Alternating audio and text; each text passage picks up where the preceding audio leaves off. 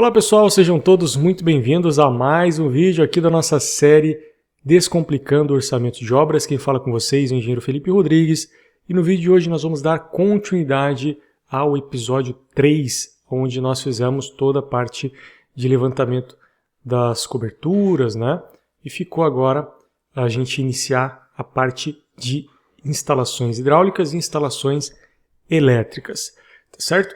Eu sou o engenheiro Felipe Rodrigues, especialista em estruturas e orçamento de obras. Se você caiu nesse vídeo aqui sem assistir os vídeos anteriores, vai aparecer aí para você no izinho a nossa playlist para você poder acompanhar desde o início e não ficar perdido. Aqui nessa série de vídeos nós vamos ensinar você a como fazer um orçamento completo desse projeto que vocês estão vendo aí na tela, tá certo? Do início ao fim, 100% desse projeto. Okay? Vocês vão sair aqui sabendo fazer orçamento de obras e quantitativos de forma plena, ok? Então vamos lá, vamos dar continuidade aqui. Nós paramos na aula passada, né, pessoal, na parte de telhado aqui, fizemos toda a parte de telhado.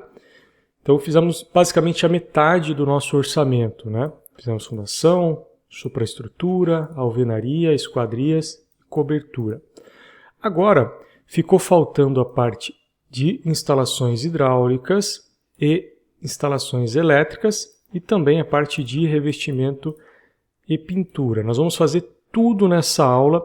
Para a aula de amanhã a gente fazer só a parte de geração da proposta e eu vou mostrar para vocês também a nossa planilhinha lá que eu vou fornecer para vocês gratuitamente, para que vocês possam baixar e fazer toda essa parte de quantitativo de forma 100% automática, ok?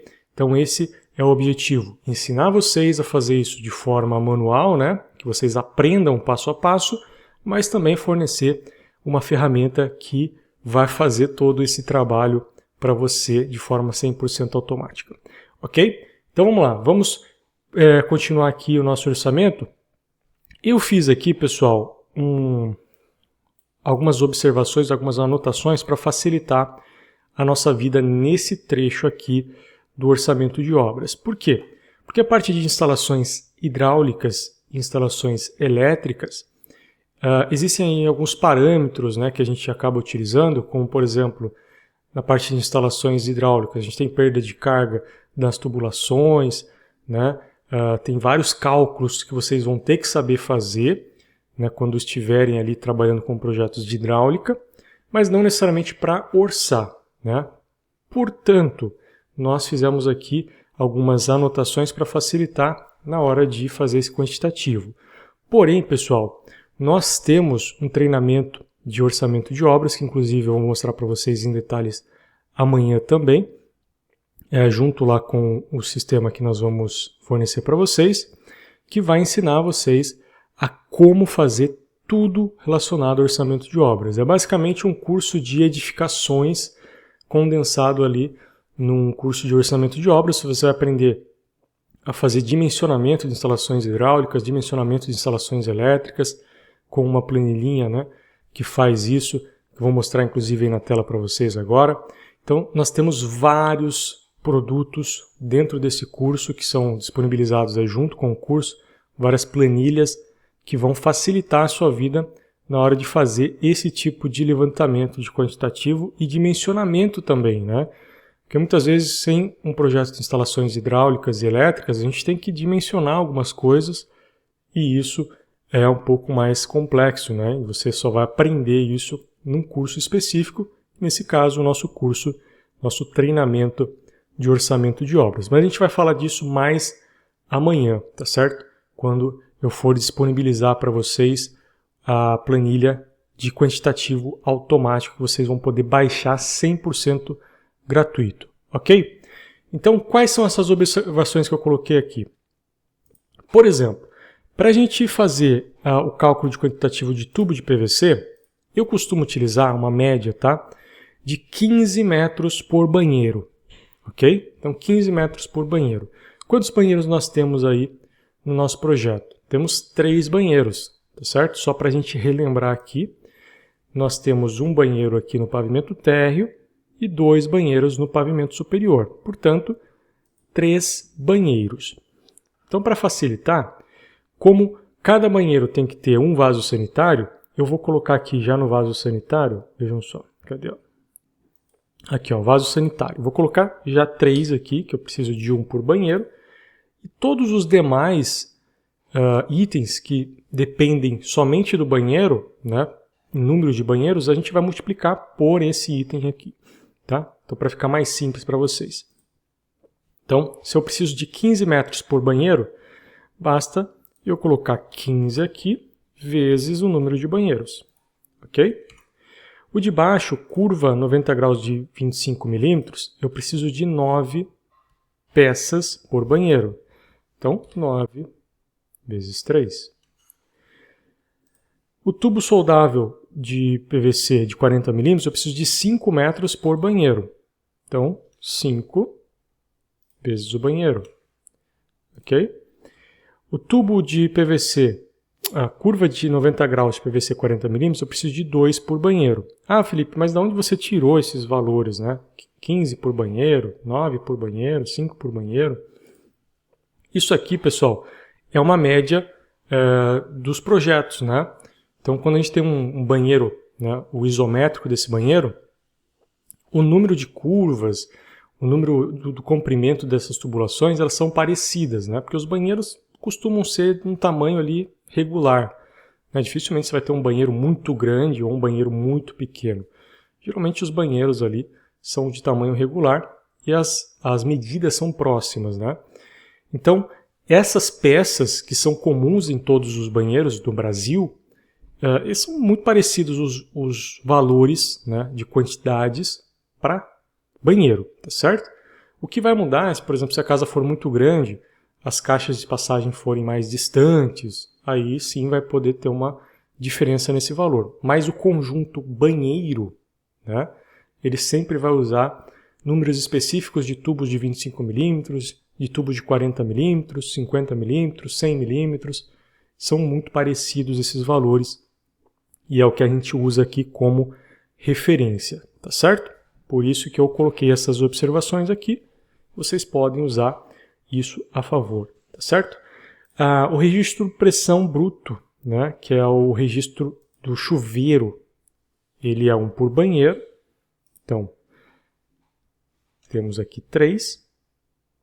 O registro de gaveta, nós temos que é o registro, digamos, para desligar a água, né? Então a gente usa o registro de gaveta. A gente tem 1 por banheiro também e 1 para cada área molhada. Então cada área molhada que nós temos são a cozinha e a área de serviço, tá certo? Então nós vamos ter aqui 3 mais 2, porque é a cozinha mais a área de serviço. Registro esfera PVC de 50 milímetros, é 1 para cada caixa d'água, né? A gente tem aqui, eu já tinha colocado uma caixa d'água para essa casa, então nós vamos ter um registro de PVC de 50 milímetros por cada caixa d'água. Tubo de PVC série normal, 40 milímetros. Isso daqui a gente usa para fazer o esgotamento do lavatório, né? De parte dos ralos, se tiver mais de um ralo. Então, geralmente, isso dá em torno de 2 metros por banheiro, ok? Então, será 3 vezes 2, 6 metros. Curva de 90 graus, 40 milímetros, são 3 por banheiro. Então, 3 vezes 3 vai dar 9. Tubo de PVC série normal, esgoto de 50. Isso aqui são 6 metros por banheiro. Geralmente, esse tubo de PVC ele é utilizado para fazer ventilação, né? O tubo de ventilação do banheiro. Então, por isso que ele tem um pouco mais, né? São 6 metros por banheiro. Então, vai ser 6 vezes o número de banheiros. O tubo curva longa de 90, de 50 milímetros. Também 2 unidades por banheiro. Então, banheiro vezes 2. Reparem, né? Tudo que a gente está fazendo, esses quantitativos aqui, é em relação a um parâmetro, que é o número de banheiro, né? Então, o orçamento de obras, quando a gente não tem um projeto específico, né, que a gente consegue retirar isso, esses valores aproximados, eles são sempre feitos em relação a 1 ou 2 parâmetros mesmo, tá? Então, quando você adquire experiência na área, vê esses valores aproximados, valores médios e utiliza a seu favor. Aqui já está um estudo de 15 anos de trabalho para vocês utilizarem aqui, tá certo? Então, vocês podem utilizar esses números aqui quando não tiverem projetos, obviamente, para fazer os seus quantitativos. E é bem fácil, né? A gente só está multiplicando valores aqui pelo número de banheiros, né? Tubo PVC série normal, esgoto 100 mm. Aqui vai 9 metros por banheiro, porque isso já considera o tubo dentro do banheiro e até chegar nas caixas de passagem, tá? Então a gente considera 9 metros por banheiro. Então, 9 vezes o número de banheiros. Joelho 90 graus de esgoto são 4 por banheiro.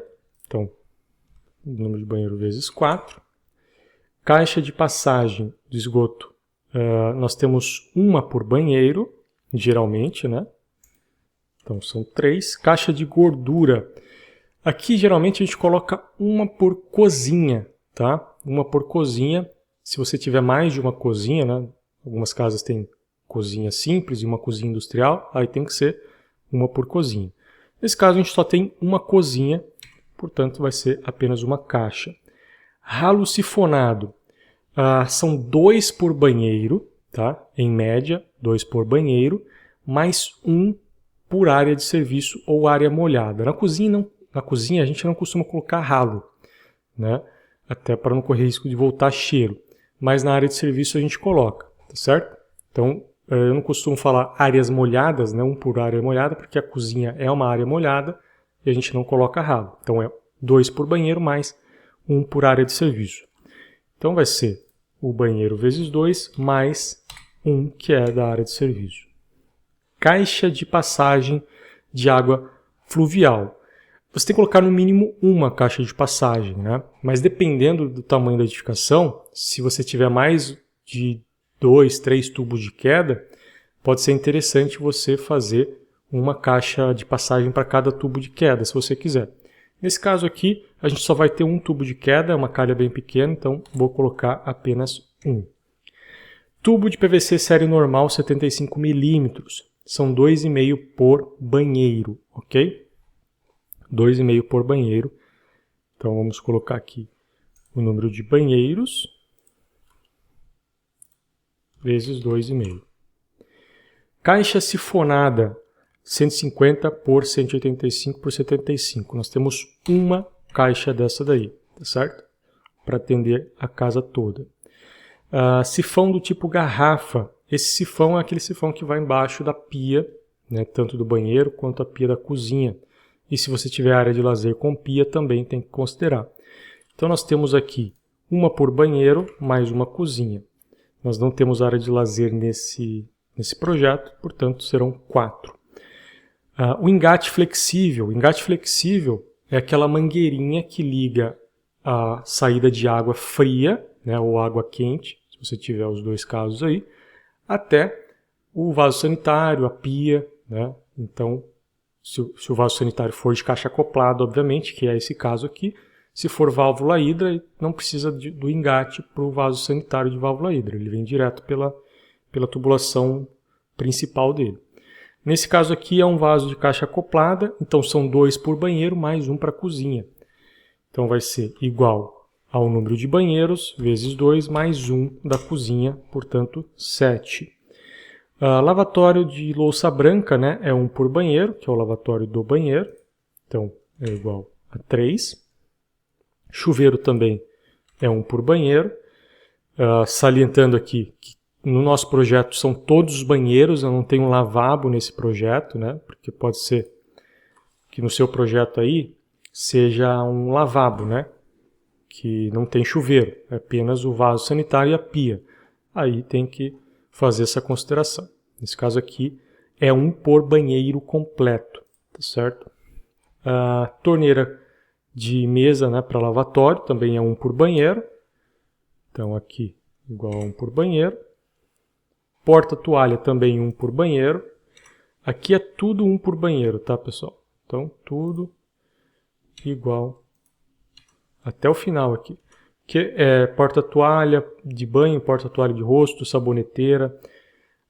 Então, tudo 1 por banheiro. Aqui, ó, tanque cerâmico de louça branca, né? Para a área de serviço. Então, a gente tem uma área de serviço, vai ser 1 desse tanque. Bancada de mármore na cozinha, a gente só tem uma cozinha, né? Aqui nós não temos dimensão da bancada de mármore, aí teria que entrar aí num consenso de como seria essa bancada. Poderia pegar mais ou menos aqui as medidas do projeto, né? Ele não tem cota dessa bancada, né? Seria essa ilha aqui, ó. Não tem cota, mas poderia pegar aproximadamente e colocar uma área por metro quadrado, para ser mais preciso. Mas aqui, como eu estou colocando por unidade, vou colocar apenas uma unidade, tá certo? Cuba de embutir em inox é 1 por cozinha, mais área de serviço. Se você tiver, não temos área de serviço, não, área de lazer, né? Área gourmet. Nós não temos área gourmet nesse caso, vai ser 1 por tanto. E torneira da cozinha, 1 por tanto. Né? Não temos área gourmet para ter outra torneira. E beleza, ó. Fizemos todo o quantitativo da hidráulica. Vejam só que simples, né? Tudo feito basicamente de acordo com o número de banheiros, tá certo? Então, se vocês seguirem essas observações aqui do lado, tá feito, não tem mais o que se preocupar. Ok? São valores muito próximos do que vocês realmente vão precisar na obra de vocês, ok? Para quesitos de orçamento, né, prévio, sem um projeto específico, é excelente esses valores aqui. Inclusive, se vocês tiverem um projeto específico e comparar, vocês vão ver que vai dar muito parecido. Agora a parte de instalação elétrica. A instalação elétrica segue quase o mesmo conceito, tá, pessoal? Só que ao invés de ser pelo número de banheiros, ele vai variar um pouquinho, por exemplo, pelo número de tomadas, né? E o tipo de tomada específico, ou pelo número de interruptores. E o número de tomadas é de acordo com o número dos ambientes e assim por diante, tá certo? Então vamos fazer aqui para vocês entenderem também como que funciona esse processo. A partir de cabo de cobre flexível isolado de 25 milímetros, que é o cabo de entrada, tá certo, pessoal? Esse cabo de entrada geralmente é composto por 4 cabos, né? Uma fase, geralmente são 2 fases, um neutro e um terra, tá certo? Se for uma ligação bifásica. Se for uma ligação trifásica, você tem que somar mais um fio em cima disso. E aí, nessa parte, é interessante, por exemplo, no nosso curso lá de orçamento, tem uma planilhinha que já faz esse cálculo para você de acordo com o tipo de ligação elétrica, né? Se é uma bifásica, trifásica, monofásica. E aí, ela já calcula todas as questões de disjuntores, quantidade de cabos, qual a bitola desses cabos. Então está tudo bem calculado nessa planilhinha que a gente fornece lá no curso. Nesse caso aqui a gente vai fazer como se fosse uma ligação bifásica de 4 cabos, ok? 2 fases, terra e neutro. Geralmente, como a gente não tem as dimensões ali de entrada, né, eu costumo colocar no mínimo 20 metros para cada cabo. Então, são 4 vezes 20, tá certo? Vão ser aí 80 metros de cabo, tá certo? Tem uma consideração que a gente pode fazer de acordo também com o comprimento, a área da casa e tal, que é uma conta bem mais complexa, que vocês vão ter acesso a isso lá na planilha que a gente vai fornecer amanhã para vocês. A planilha que calcula os quantitativos de forma automática, ela faz esses quantitativos aí de forma mais precisa ainda do que a gente está fazendo aqui, tá? Pelo cálculo da área da casa, tem um coeficiente que se usa de acordo com a área da casa, ok? O eletroduto, nós vamos colocar 40 metros, porque também é de acordo com esses fios aqui. Seria basicamente metade do número linear dos fios aqui. Quadro de distribuição. É um quadro de distribuição por pavimento. Nós temos 2 pavimentos, portanto, 2. Disjuntor monopolar 10 a 30 amperes. é 1 por ambiente aqui, tá? O que é considerado um ambiente? Tá, vamos lá. Um ambiente não é a mesma coisa que cômodos, tá? Porque cômodos é número de dormitórios, sala, cozinha, mas não conta banheiro. No nosso caso aqui, os ambientes são, por exemplo, escritório, cozinha é um ambiente, sala de estar é outro ambiente, sala de jantar é outro ambiente. Se tiver algum hall aqui também, seria outro ambiente, por exemplo, esse hall de entrada aqui. O banheiro aqui, outro ambiente. Então, só aqui na parte de baixo temos 5 ambientes. Na parte de cima, temos 3 quartos, um cada ambiente. Temos um hall, então 5 mais 3, 8, mais o hall, 9, mais o closet, nós temos 10, mais o banheiro, 11, mais a sacada, né, que é uma sacada grande, 12. Então, teríamos aqui 12 disjuntores, tá certo? 12 disjuntores. Por que a gente coloca 12? Porque isso já considera os disjuntores reservas, tá? Por mais que esses disjuntores vão receber mais de um ambiente, muitas vezes, você sempre tem uma folga para você poder trabalhar caso você instale algum equipamento novo, tá certo? Então, por exemplo, na cozinha hoje não tem uma lava-louça, mas no futuro eu posso ter. Então já tem uma consideração aí, uma certa folga para você poder ter esses disjuntores de folga aí, né? Disjuntores bipolares de 10 a 50 amperes. Nós temos aí 1 por quarto, mais sala, mais cozinha. Então nós temos 3 quartos, sala e cozinha, 5. Disjuntores tripolar, nesse caso nós não temos disjuntores tripolares, então vou colocar aqui um 0.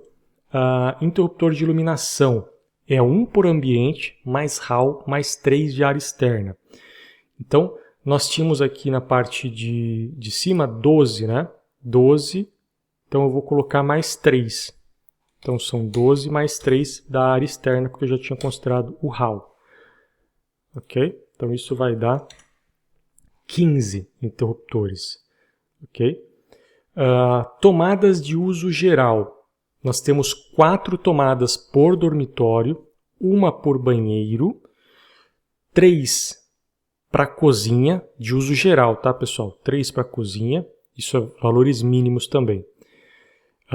4 para sala e 3 para área externa. Aí você me fala, pô, Felipe, mas as tomadas é de acordo com o perímetro da casa, né, do ambiente e tal. Eu sei, pessoal. Eu sei de tudo isso. Inclusive, aquela mesma planilha lá de elétrica que a gente fornece lá no nosso curso de orçamentos, ela faz todos esses cálculos de acordo com a área, com o perímetro, valores mínimos, você pode adotar outras quantidades se você quiser e tudo mais. Aqui nós estamos fazendo um valor aproximado, tá certo? Um quantitativo sem projeto. Então nós estamos fazendo ali os valores mínimos, basicamente. Se você quiser adotar um pouco mais, um pouco mais ou um pouco menos de tomadas, fique à vontade, é o critério do seu orçamento, tá? Essa aqui é uma regra mínima que você tem que adotar, né, para você ter um valor aí aproximado do real, ok? Então, são 4 por dormitórios. Eu tenho 3 dormitórios, né? Então, 3 vezes 4. Ok? Mais 1 por banheiro. Eu tenho 3 banheiros, então 3 vezes 1. Mais 3 por cozinha, então mais 3. Mais 4 para sala. E mais 3 para a área externa, né, que pode incluir garagem, corredor e área de serviço, por exemplo. Então, temos aí um número de 25 tomadas, tá certo? Agora, tomadas de uso específico. O que são tomadas de uso específico? Primeiro, eu não expliquei o que são tomadas de uso geral, né? Tomadas de uso geral é aquela tomada que está lá disponível, né? Que você pode ligar a qualquer coisa e você não tem um equipamento que você deixe sempre conectado. Uma tomada de uso específico, por exemplo, é a tomada que você vai ligar à geladeira. É um equipamento que você não vai tirar da tomada. Então você vai dedicar uma tomada especificamente para aquele equipamento. Na cozinha nós temos vários equipamentos de uso específico que você não vai ficar desconectando. Por exemplo, a geladeira, o fogão, o micro-ondas, a lava-louça, né, o fogão elétrico, o forno elétrico, né, enfim, vários equipamentos que são fixos e que você sempre vai ter que deixar conectado. Então, esses equipamentos devem ter uma tomada de uso específico, tá certo? Se você tiver também a consideração de ar-condicionado, você também tem que considerar tomadas de uso específico para o ar-condicionado, atentando-se que existem dois modelos de ar-condicionado. Um modelo que tem uma ligação do tipo tomada realmente, que fica na parte interna, e os modelos mais comuns que tem uma ligação do tipo conector, que não é uma tomada, né? Você vai ligar na área externa, tá? Através de uma ligação que vem da área externa mesmo, ou você puxe da área interna, tá certo? Então, existem essas duas formas aí de você fazer ar-condicionado. Nesse caso aqui, uma consideração mínima, tá certo? É 2 tomadas de uso específico para a sala e 4 tomadas de uso específico para a cozinha. Se tiver ar-condicionado, você soma uma para cada ar-condicionado. Vamos colocar aqui então, são 6 tomadas, né? 6 tomadas aqui, portanto. Tomadas do chuveiro é 1 por banheiro, nós temos 3 banheiros. Tomada de 20 amperes, tá, pessoal? Isso daqui muitas pessoas acabam esquecendo de colocar. O que é tomada de 20 amperes? Aquela tomada que tem um conector um pouquinho mais grosso, né? Geralmente é exigida para equipamentos que puxam, que consomem muita energia, como um secador de cabelo, né? Um aquecedor, enfim, equipamentos que têm um grande consumo de energia dependem muitas vezes de uma tomada de 20 amperes. Então, se você não tiver na sua casa, você vai ter que comprar um adaptador e fica péssimo de trabalhar. Então, a gente sempre costuma colocar no mínimo 3 tomadas de 20 amperes na casa, né? Você pode colocar uma em um lugar estratégico, na parte externa, uma na parte interna e uma em um dos banheiros, por exemplo. Aí fica a seu critério. Então, no mínimo 3 tomadas de 20 amperes. A tomada RJ45, né, que é para ligar internet. Hoje em dia você tem que ter essa tomada já como padrão nas suas casas. Então, eu costumo considerar uma por quarto mais sala, tá certo? A mesma coisa para o tubo, a tomada de RJ11, né, que é para telefone, também uma por quarto mais sala. Então nós temos 3 quartos mais a sala, 4 para cada. Fio condutor de 2,5, pessoal. E aqui também preto, azul, verde, né, que são a fase, o neutro e o terra, né, os 3 fios. E aqui o fio condutor amarelo, que é o fio de retorno dos interruptores, tá certo? Como que eu faço esse cálculo? Esse cálculo é feito de acordo com o número de tomadas, tá certo? São 3,5 metros por tomada. Então nós temos aqui 25 tomadas, tá? Só que são tomadas de uso geral e uso específico. Então você tem que somar essas tomadas, tá certo? Então aqui nós temos 25 tomadas de uso geral, mais 6 tomadas de uso específico e mais as tomadas de uso, tomadas de 20 amperes, tá certo? Então essas 3 tomadas vezes 3,5.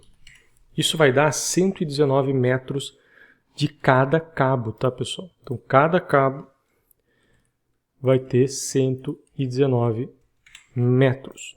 Então vou arrastar isso aqui, ó, para deixar eles com 119 metros cada um. Então é aqui onde consome a maior parte do dinheiro, né, pessoal? Nos condutores. E também nos interruptores, que são bem caros também, o módulo de tomada e tudo mais. Eletroduto flexível, né, que é o famoso conduíte. Nós temos aí o número a soma, né, do condutor de 2,5 mais o condutor de 1,5. Aqui, ó, desculpe. Aqui é 3,5 pelo número de interruptores, tá, pessoal? Então, aqui a conta está errada aqui. 3,5 vezes o número de interruptores. O número de interruptores aqui é 15. Então, 3,5 vezes 15. O que considera esses 3,5, né? Só para vocês saberem de onde vem esse valor. Esses 3,5 é a altura de pé direito menos a altura da tomada média, né? Que é uma tomada aí de 1,20 m mais ou menos de altura, que geralmente é o interruptor também, até o centro de um ambiente, né? Por exemplo, um quarto e tudo mais. Então é esse número que a gente acaba utilizando, né? São esses 3,5 metros por fio para tomadas e para interruptores, tá certo? Então nós ficamos aqui para o fio de 1,5, nós temos 52,5 metros de cabo de 1,5, tá certo? Para o retorno do interruptor. O conduíte aqui, nós temos a soma, portanto, da quantidade do fio de 2,5 mais a quantidade do fio de 1,5. Então é 52 mais 119. Isso aqui vai dar 171 metros de conduíte. Ok? Caixa octagonal de iluminação é 1 por interruptor, né? Então nós temos aqui 1 por interruptor. No caso, se for um interruptor simples, né? Não é um interruptor de o three-way, né? Que é aquele interruptor que você apaga de um lado e acende do outro, ou um interruptor que acende mais de uma luz ao mesmo tempo. Então aqui, novamente, como a gente não tem projeto, a gente está considerando os valores mínimos. Ok? A caixa 4x2, né, que é a caixa onde você vai instalar tanto o módulo de interruptor quanto o módulo de tomadas, vai ser um para cada tipo de tomada. Ou seja, é a soma dos interruptores, soma das tomadas de uso geral, soma das tomadas de uso específico, soma das tomadas de 20 amperes e soma das tomadas RJ45 e RJ11. Certo? Então vamos lá, vamos somar aqui. Os interruptores, tomadas de uso geral, tomadas de uso específico, tomadas de chuveiro também, tomadas de 20 amperes, RJ45 e RJ11. Então temos 60 caixas 4x2, tá certo? Então fizemos aí o quantitativo de elétrica, né? Bem simples, não tem segredo nenhum aqui.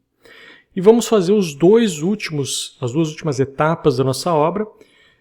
Nós estamos aí com 32 minutos, mais ou menos, de aula, então dá tempo da gente fazer esses dois aqui e encerrar o nosso quantitativo, tá certo? Para na aula de amanhã a gente finalizar o nosso orçamento e também disponibilizar para vocês a planilha que faz todo o cálculo dos quantitativos de forma automática. Ok? Então vamos lá. Como que a gente faz a parte de revestimento, pessoal? Revestimento é uma das partes mais fáceis de quantificar. Por quê? Porque nós já quantificamos isso. Ah, Felipe, como assim? Quando a gente fez a alvenaria, aqui em cima, na parte de alvenaria, a gente já separou. Lembra que eu pedi para vocês que a gente tinha que separar, né? Parte externa, parte interna? Justamente agora que isso vai fazer diferença. Tá certo? Por quê? Aqui no chapisco, né? O chapisco, pessoal, ele é aplicado em toda a alvenaria vezes 2. Por quê? Porque eu tenho a alvenaria, né, que é a área quadrada de alvenaria, e eu tenho duas faces dessa alvenaria, certo? Face interna, face externa. Então eu tenho que aplicar o chapisco dos dois lados, tá certo? Então é basicamente pegar a área total de alvenaria, aqui em cima, ó, alvenaria, vezes 2. Isso aqui vai dar 746 metros quadrados de chapisco, ok? Agora, emboço com argamassa na área externa. Aqui nós temos a diferenciação, né? Por quê? O emboço na área externa vai ser somente a face da área externa, que é a alvenaria da área externa, aqui, ó, 228 metros, ok? Agora, o emboço da parte interna é uma vez a alvenaria da área externa, tá certo? Mais 2 vezes a alvenaria da área interna, ok? Porque na área interna nós vamos ter 2 lados. enquanto da área externa, nós já consideramos aqui, né, o embolso da área externa, tá certo? Então, como que fica esse cálculo? Uma vez o embolso da área externa, mais 2 vezes a área interna. Isso vai dar 518 metros quadrados de embolso, tá certo? Deu para entender, né, como que funciona? Então nós temos o embolso da área externa, que vai ser uma vez a área de alvenaria da área externa, porque eu vou fazer apenas uma face, porém, o embolso da área interna, eu tenho a face da alvenaria que está na parte externa também, né? Então eu preciso fazer essa face também. Então é uma vez a área de alvenaria da alvenaria externa, mais 2 vezes a alvenaria interna, tá certo? Isso considerando que nós vamos fazer o embolsamento de tudo, de todas as paredes, ok? Do chão ao teto. Agora a gente precisa calcular aqui quanto de cimento, quanto de areia, quanto de cal nós vamos utilizar. Para isso eu vou utilizar novamente o nosso sistema de orçamento, né? Então eu vou puxar lá da Sinap esses valores e eu vou colocar aqui do ladinho para vocês poderem. Pessoal, aquela pausa para falar a palavra-chave para vocês. A palavra-chave de hoje é rapidez, tá certo? Rapidez. Então anote a palavra-chave para você conseguir amanhã fazer o download da nossa super planilha que vai fazer todo esse trabalho que a gente fez até agora de forma 100% automática. Você vai levar 2, 3 segundos para fazer. Eu garanto para você que vai valer muito a pena. Então, palavra-chave, rapidez. Valeu, continua com o vídeo. Então está aqui o nosso sistema. Vou pegar aqui, procurar por argamassa. Pegar a argamassa 1:2:8. Acho que a gente até chegou já a puxar isso aí, se não me engano. Na última aula, né? Vamos ver. Ó, temos isso daqui. Isso aqui é de preparo. Ó, argamassa, cimento, preparo mecânico com misturador. Pode variar um pouquinho, né? Vou pegar essa daqui de cima. Ó, vamos pegar essa daqui.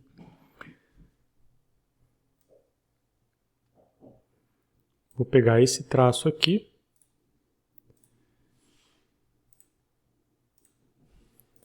E vou colocar aqui, ó. Então, como é que fica o cálculo disso daqui? Eu vou precisar de 1,5 metros cúbicos de areia para cada metro cúbico de argamassa. Então, primeiro de tudo, eu preciso calcular quanto de argamassa eu tenho aqui, né? Qual que é o volume de argamassa, que vai ser o volume de argamassa de revestimento da parte externa mais da parte interna, vezes uma espessura, né? Que espessura que eu vou considerar aqui? Vamos considerar, pessoal, 2 centímetros, tá?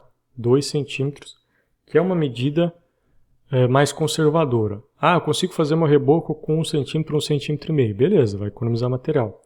Mas 2 centímetros é uma medida média aí, porque a gente sabe que, dependendo da mão de obra de alvenaria, pode ser que precise até de mais de 2 centímetros para fazer esse reboco. Então nós temos aqui um volume de 14,9 metros cúbicos, ok?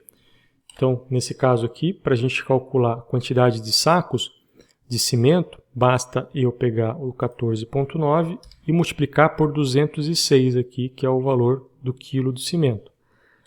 206,42 para ser mais preciso aqui. Tudo isso dividido por 50, porque o saco de cimento tem 50 quilos, certo? Então vai dar 61 sacos de cimento. Agora, vamos fazer a mesma coisa para areia. Então vou pegar o volume de argamassa, né, que a gente vai usar para o embolso, vezes 1,15, que é a quantidade de areia que eu preciso para fazer essa argamassa. Aí vocês me perguntam, Felipe, como que pode? Eu estou fazendo 1 metro cúbico de argamassa, eu preciso de 1,15 metros cúbicos de areia. O que acontece? Né? Por que isso acontece? Porque a areia que a gente utiliza na obra é areia solta, né? Ela tem muitos espaços vazios entre os grãos. Se você pegar essa areia e compactar, ela vai ficar com basicamente quase a metade do volume que você comprou, né? Então, por isso que a gente sempre usa mais areia do que o próprio volume final de argamassa, né? E outros fatores também, como perda, né? Como a umidade ótima da areia, tudo isso tem uma relação aí para você comprar. Esses coeficientes aqui da SINAP são muito precisos, tá, pessoal? Então, ele já considera toda essa questão de volume real, né, versus volume aparente, perdas e tudo mais. Então, pode confiar tranquilamente aqui nesses números da SINAP. Aí temos a cal também, né? Então, vai ser o volume vezes 137,61, que é a quantidade de quilos por metro cúbico, isso dividido por 20, que é a quantidade que vem em cada saco. Então, vou precisar de 103 sacos de cal, tá certo? Beleza, fizemos aí a parte de revestimento do cálculo, né, da argamassa. O forro aqui, o forro rebaixado, né, de drywall, vamos colocar como sendo a área de piso, igual à área de piso. Então, nós temos dois pavimentos de 77, né? Então, está aqui em cima, ó, 77 vezes 2. Vamos ter aí 154 metros de forro. Revestimento cerâmico nas paredes. Aqui, pessoal, vai depender do tamanho do banheiro, né, que nós temos, e também a parte de cozinha, né, quanto que a gente vai colocar para cada um. Vamos fazer isso diretamente pelo projeto. Ó. Então, nós temos aqui dois banheiros de 2 por 1,85, né, que esse banheiro de cima aqui é exatamente igual. Então, 2 por 1,85, e esse banheiro que é um pouquinho maior, 2,5 por 2. Eu vou considerar revestimento nas 4 paredes. Então, vamos colocar já aqui.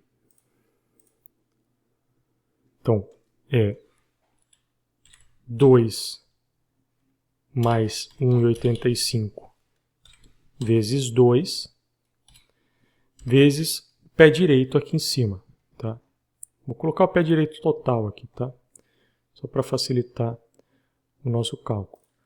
Tudo isso vezes 2, porque eu tenho 2 banheiros.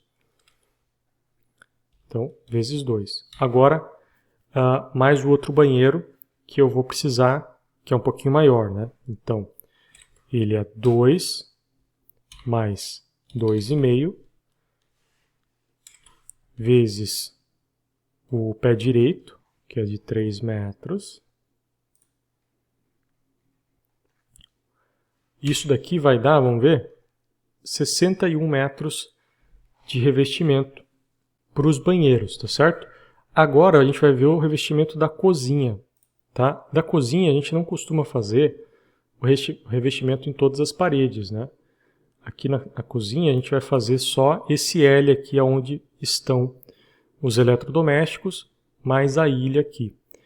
Então nós temos aqui 3,5 mais 2,65 aproximadamente. 3,45 mais 2,65. Então vamos somar isso daqui, mais 3,45 mais 2,5, é isso? Não, 2,65 e 3,45. 2,65 mais 3,45 vezes o pé direito, que é a célula G6. Beleza. Isso vai dar 80 metros quadrados aproximadamente, tá? De revestimento das paredes aí. Contrapiso em argamassa. Nós temos aqui metro quadrado de contrapiso. Vamos colocar aí que nós vamos ter a mesma área de forro aqui, né? Que são 2 pisos. A gente vai fazer o contrapiso nos 2 pisos. Agora, a parte de cimento aqui. Cimento, areia, para fazer o contrapiso. Vamos pegar aqui também na SINAP, né? O sistema aqui novamente. E vamos pegar agora a argamassa de 1:4, né, que é utilizada para traço de contrapiso, certo? Detalhar aqui. Então nós temos aqui areia grossa 0,77, cimento 259 kg. Aí tem o aditivo também, vamos ver se eu consigo encontrar um aqui sem aditivo. Ó. Pegar esses primeiros aqui de cima. Argamassa 1:4. Aqui, ó. Esse aqui não tem aditivo. Então, geralmente argamassa para uso de contrapiso não usamos aditivo, né? Então, vamos pegar o mais próximo aí da realidade da nossa obra. Então, vamos lá. Primeira coisa que a gente tem que fazer, a gente precisa calcular qual é a área, o volume, né, desse contrapiso, que é basicamente a área vezes uma espessura. A espessura de contrapiso aí é 3 centímetros, né? Uma espessura mínima aí, 3 centímetros. Isso dá 4,62 metros cúbicos de contrapiso, ok? Então, basta agora para a gente calcular a quantidade de cimento, fazer 4,62 vezes 460 quilos de cimento para cada metro cúbico. Isso aqui vai dar 2.125, só que eu tenho que dividir isso daqui por 50, né? Porque eu quero em sacos. Aqui está metro quadrado, né? Mas é unidade aqui. Aqui na areia é metro cúbico. Agora a areia, eu vou precisar de 1,36 metros cúbicos para cada metro cúbico de argamassa, então vai ser 4,62 vezes 1,36. Então 6,2 metros cúbicos de areia, tá, pessoal? Beleza. Temos aí a parte de cimento e areia média. Revestimento piso cerâmico. O revestimento piso cerâmico, nesse caso aqui, ele vai depender se você quer porcelanato, se você quer cerâmico. Nesse caso desse projeto, eu sei que todo o revestimento aqui vai ser porcelanato. Então, basta eu colocar a área de piso aqui. Rodapé, pessoal. Cálculo de rodapé é basicamente o perímetro da obra de todos os ambientes, tá? Então, de todos os ambientes aqui. Porém, para a gente não ter que ficar fazendo essa conta várias vezes, a gente pode aplicar um fator em cima da própria área e eu consigo encontrar qual que é o valor do rodapé. Então, o rodapé ele gira em torno de 40% da área aqui, ó. Então, vezes 40. 0,40, né, no caso. Isso aqui vai dar mais ou menos aí 61 metros de rodapé. Soleira, né? Você pode calcular aí pelas portas, né? Cada porta tem uma soleira geralmente. Essa soleira tem 20 centímetros pelo tamanho da porta. Então o que a gente pode fazer? Pegar o número de portas aqui, ó. Então eu tenho portas com média de 80 centímetros, a gente vai ter 9 portas, né? Então vai ser aqui, ó, igual a 9 vezes 0,20 vezes 0,80. Vou colocar aqui 0,85. Isso aqui vai dar 1,53 para as portas comuns, né? Porém, a gente tem algumas portas maiores aqui, né? Ó, tem essa portona aqui. Não sei se a gente colocaria um rodapé nessa porta, mas a gente tem mais essa outra porta de alumínio aqui. Essa aqui com certeza vai rodapé, que ela vai ter 2 metros cada uma, né? Então, mais 2 vezes 2 portas, né? Vamos ter aí mais ou menos 2,33 metros quadrados de soleira, ok? Beleza, fizemos toda a parte de revestimento aqui, pessoal. Bem preciso aqui a parte de revestimento, tá certo?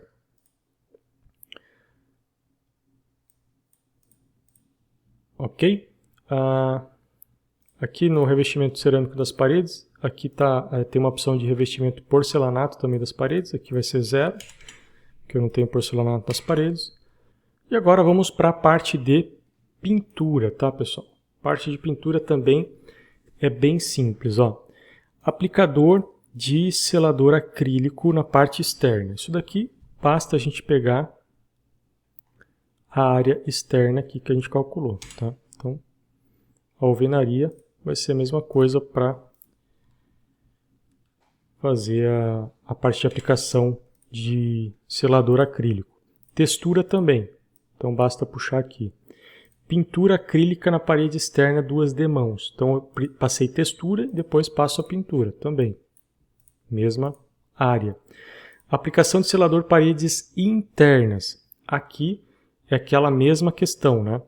Do revestimento do emboço da parede, que é uma vez a parte externa, mais 2 vezes a alvenaria interna.